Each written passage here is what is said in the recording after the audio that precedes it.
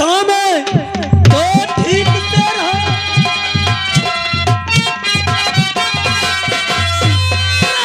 अगर काम है तो ठीक से रहो, वरना तेरी मौत को बता।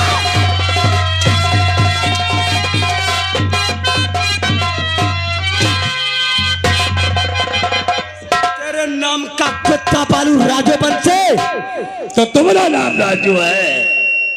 बहुत बड़ा याद सुना है वो। आगे बढ़ो सरदार। बहुत बड़ा याद सुना। अयाज से करने में कोई कसर नहीं छोड़ा। ये तुम्हारी कौन है? भाभी क्या होती है? माँ। भगवान से बढ़कर माँ का दर्जा होता है। और खून, हाँ, चाचा का खून किसने किया था? बोल भैया, यो सार कैसे अपने बाप का मार डरो तो तुम बच जी हो। हम अपने बाप तुमने अपने बाप को मार दिया, तुम बच गए। या तुमने कैसे सोच लिया कि हम बाप को मार कर बच जाएंगे? अरे वही तेरा चाहता था और तूने उसको मार दिया। और ये देवी तेरी भाभी माँ है, जिसकी इज्जत से तूने बंसी से खिलवा दिया। तुझे तो शर्माना चाहिए राजू। तू माफ करने के काबिल नहीं है। इन्हें इतना घसीटो ताकि इन्हें एहसास हो जाए। अरे बंसी दीवाना और राजा भैया, और तुम राजू तेरी बहन के पाए छुआओ। बजाओ ताली, बजाओ ताली, तुम बजाओ। जरा झर जूता चलना चाहिए साले, फटाफट नहीं।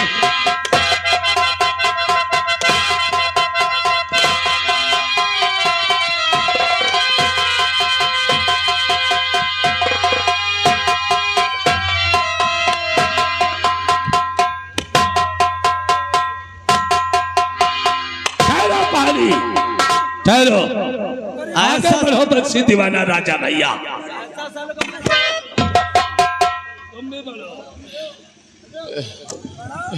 मुझे माफ कर दो भैया, मुझे माफ कर दो। आप कौन होते माफ करने वाले? माफ करने वाले क्या भी है? जिसकी इज्जत को तूने तार तार कर डाला, मांग रहा है माफी मांग। अगर ये माफ कर देगी तो विक्रम की राइफल तुझे माफ कर देगी। अगर ये नहीं माफ करेगी तो ये स्टैंड कल भी तुझे नहीं माफ करेगी।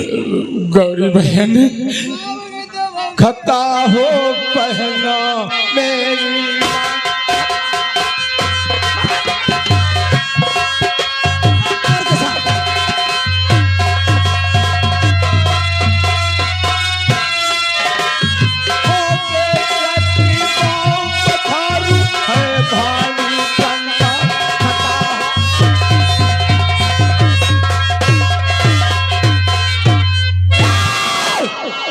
इसी तरीके से मैं भी तेरा आगे रो रही थी। अरे तुझे कैसे माफ कर दूं, कर दूं। अरे तुझे कैसे माफ कर दूं, कर दूं। तेरी सजा है आई।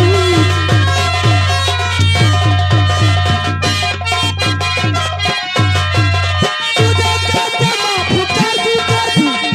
तेरी सजा है आई।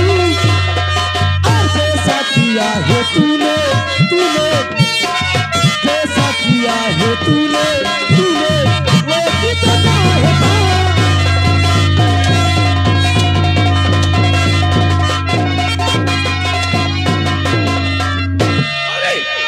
गौरी, सामने से देख। बहन गौरी, सामने से देख, पुलिस की गाड़ी आ रही है। रंजीत,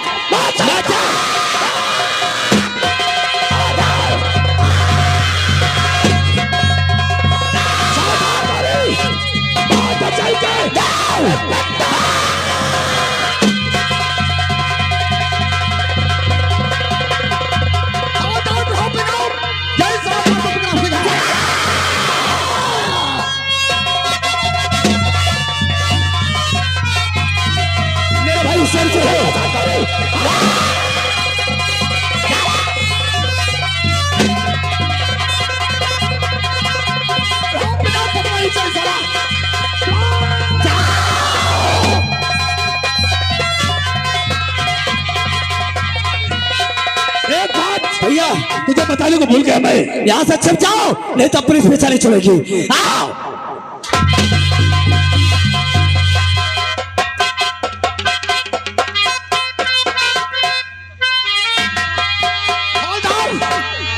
कहाँ तक साला बचेगा वो? साला कहीं छुप गया है। अगर पता चल गया तो साले के ऊपर पट्टा चलाएंगे।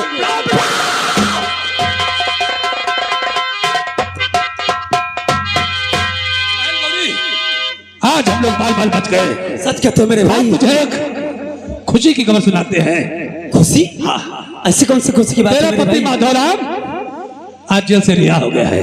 मेरा पति माधवराम जेल से रिहा हो गया है? उसकी ईमानदारी दे करके सरकार ने उसे माफ कर दिया है और वो आज घर आ रहा है।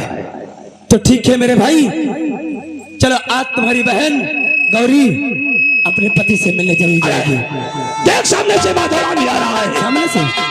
चलो मेरे भाई आओ।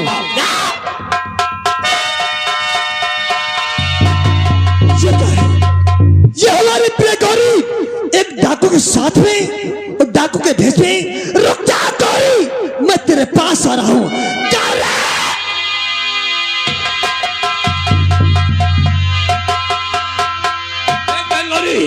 भैया देख सामने तेरा पति माधव आ रहा है। आने दो। लेकिन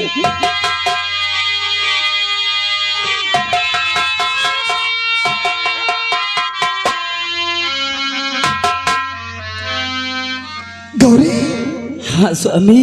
जी मैं अपने आंखों से क्या देखता हूँ? तेरे हाथ में पिस्तौल, कमर में कारतूसों की बेल्ट, सर पे काला तिलक, मस्तक पे। मत पूछो, मत पूछो, बार बार उन जालिमों को मत गौरी के जुबान पे ना माने दो स्वामी। लेकिन गौरी, क्योंकि तुम्हारे नहीं पता है स्वामी, आपको जब पुलिस ले गई थी, हाँ। 20 साल की सजा दिलाया राम रतन कैलाश ने।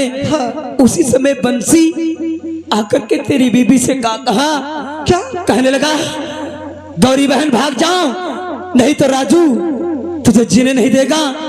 क्या लगा अपने मैकू को भाग जाओ, मैं मैकू को नहीं पहुंच सकी, जंगल में तेरी गौरी की इज्जत बर्बाद कर दिया बंसी ने। अच्छा, उसी समय मेरे भाइयों ने मुझे सहारा दिया और राजू बंसी राम रतन कैलाश को मैं अपने भाइयों के साथ में दुनिया से मिटा दी। लेकिन गौरी, अब कोई तुम्हारा दुश्मन नहीं है। लेकिन गौरी, देख काफी दिनों से हम जेल में बंद थे, हमारा तुम्हारा मिलन नहीं हुआ।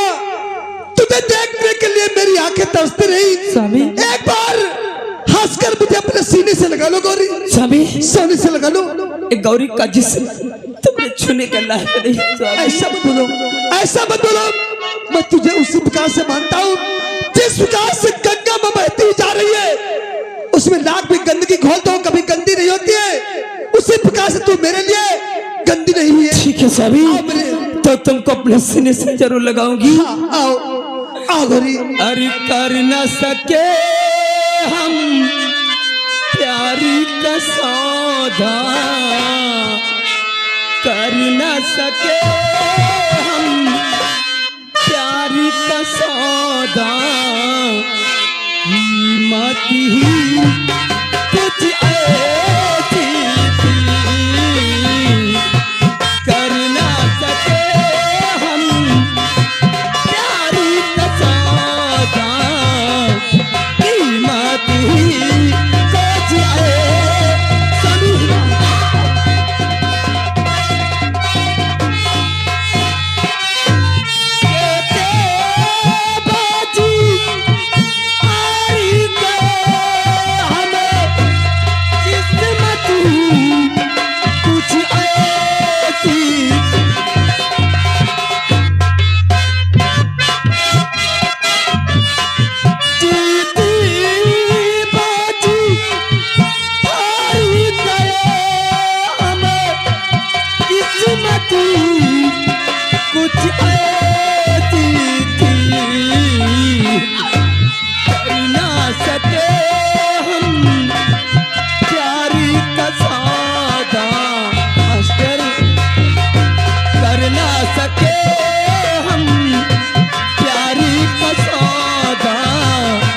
किस्मत ही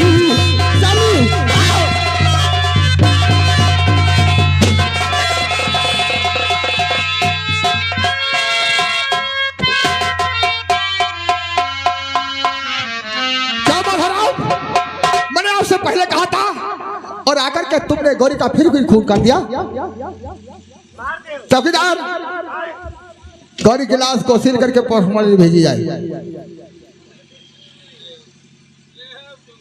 सर क्या गौरी का खून हमने नहीं किया। यानी फिर कहते हो कि गौरी का खून हमने नहीं किया है? जी हमने अपनी आंखों से देखा है गौरी का खून तुमने ही किया है। सर, अगर मेरी बात पे तुम्हें यकीन नहीं होता है तो सामने सरदार विक्रम खड़े हुए हैं। गौरी की कहानी बहुत लंबी है, सारी सच्चाई सरदार विक्रम तुम्हें अवश्य बताएंगे। सरदार विक्रम सिंह बताएंगे? जी आप ही का नाम सरदार विक्रम सिंह है? जी हाँ। क्या हुआ गौरी और के पीछे साथ? तुम खून ठहरा रहे हो। क्या वो बेचारा खून क्या करेगा? जो खुद मरा इंसान हो वो दूसरे को क्या मारेगा? आप लोग क्या जानते हो गौरी के विषय में?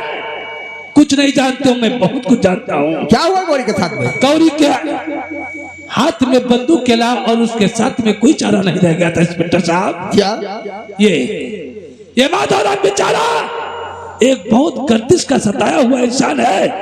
अगर कहानी तुम सुनोगे तो शायद तुम्हारा भी दिल मोम का हो जाएगा इंस्पेक्टर साहब। कौन सी कहानी? बेचारा अपने ननिहाल में रहता था, अपने परिवार को छोड़ कर गए अपने ननिहाल में गुजर करता था। क्या लेकिन वहां कुछ ऐसे हालात गुजरे, इसकी मामी ने इसे वहां रहने नहीं दिया। वहां से ठोकरे खाता हुआ अपने घर आया। क्या घर में इसके 20 बीघे जमीन थी। इसके 2 चाचा और इसके पिता के बीच में 10 बीघा इसका जमीन थी इसकी और 10 बीघे से चाचा की। लेकिन इसका चचेरा भाई क्या इसे वो भी हक नहीं दिया। 10 बीघा के बजाय 10 विश्व जमीन देकर इसे गुजारा करने को कहा। है? फिर 10 विश्व में इसने सबर किया। जब गुजारा नहीं और बेचारा परदेश चला गया और इसका जो भाई राजू इसकी बीबी पे जुल्म ढाता रहा, इतना सताया कि खलियान में भी आग लगा दिया। अपने पिता को मारकर खूनी अपने भाई माधवराम को ठहराया। अपने दोस्त बंसी से मिलकर इसकी बीबी बहन गौरी की इज्जत लुटवा दिया। इंस्पेक्टर, क्या जिस औरत के साथ इतने हालात गुजर जाए तो बंदूक के अलावा और कोई रास्ता रह जाता है। ये गौरी हमें जंगल में मिली थी। यानी गौरी आपको जंगल में मिली थी और गौरी की इज्जत बंसी ने लूटा था। मैंने उन कुत्तों को तो मिटा दिया, लेकिन गौरी की इज्जत लुट चुकी थी। वो माधवराम के काम की नहीं थी। उसने अपने आप को आत्महत्या कर लिया है। मेरा विश्वास करो इंस्पेक्टर साहब, विक्रम आज तक कभी झूठ नहीं बोला है। तो गौरी का खून माधवराम ने नहीं किया है? जी नहीं। अपने हाथों से वो आत्महत्या किया है? जी हाँ। मैं समझ गया। क्योंकि जब तक राजू और बंसी जिंदा रहा तब तक माधव राम पे और गौरी पे जुल्म ढाते रहा। क्या नहीं किया उन्होंने? सब कुछ लूट लिया इन बेचारों का। इनके पास कुछ नहीं रह गया है। तो इसके माने गौरी का आपने सहारा दिया है? विक्रम सिंह, समझते हैं आप डाकू तो जरूर है, लेकिन डाकू ने एक गरीबों का मसला। हाँ, डाकू का काम किया है। उन लोगों को लूटा है मैंने आज तक, जिन लोगों ने गरीबों का खून चूस कर अपनी तिजोरी में रखा था। विक्रम आज तक उन्हीं को लूटा है, किसी दुखिया गरीब को नहीं लूटा है। ठोकर से गिर जाता इंसान उसको उठाया है और किसी को दौड़ाया और गिराया नहीं है। लेकिन विक्रम सिंह, क्योंकि माधवराम अगर खून नहीं किया है तो माधवराम तो जल नहीं जाएगा, लेकिन आपको जेल जाना पड़ेगा। हवलदार, विक्रम सिंह के हाथों में हथकड़ी डालो। इंस्पेक्टर साहब, क्या आज तक जिस कानून को मैंने खिलवाड़ समझता रहा, उसी कानून को विक्रम सिंह सलाम करता है। परेशान मत हो, क्योंकि मैं सरकार से ख्वाहिश करूंगा, दरख्वास्त लगाऊंगा, आपको कम से कम सजा दिलवा के। अफसोस अपनी सजा की नहीं है। अफसोस तो बेचारे निर्दोषों को था कि इन्हें कोई कुछ ना हो जाए। मैं हंसकर जेल काट लूंगा इंस्पेक्टर साहब। विक्रम सिंह, अब माधवराम को कुछ नहीं होगा, क्योंकि माधवराम हमारे ही पास ही सूबेदार की नौकरी करता था। माधवराम, तुम्हारा बच्चा शहर में मास्टर साहब के पास है, अपने बच्चे को लेकर अपनी जिंदगी ठीक से व्यतीत करना। ले जाओ माधवराव, क्योंकि आपने सच कहा कि तुमने राजू के बाप का खून नहीं किया था। जी नहीं सर। लेकिन इसमें हमारी कौन सी गलती थी, क्योंकि गवाहों के द्वारा आपको सजा हुई थी। सच कहते हो सर। माधवराव जी, अपनी कहानी यहीं से बंद करता हूँ। हमारे कहानी का नाम था हमें भी जीने दो, गौरी इंस्पेक्टर का मुकालवा और डाकू विक्रम सिंह। दोस्तों, जिस सज्जन को 2-4 गाने होंगे, जिस सज्जन को इनाम जो मेला कमेटी में देना है तो 2-4 गाने पे दे दे, उसके बाद कार्यक्रम समाप्त कर दिया जाएगा। सच कहते हो सर। माधवराव, सामने स्थान है और हम कुछ प्रार्थना करेंगे। जो इंसान सुबह के समय भगवान की प्रार्थना करता है उसके बदन के सारे कष्ट दूर अवश्य हो जाते हैं। सच कहते हो। आज सब लोग मिलकर के भगवान की वंदना हम जरूर करेंगे। क्यों नहीं सर। और जय दुख अंजलि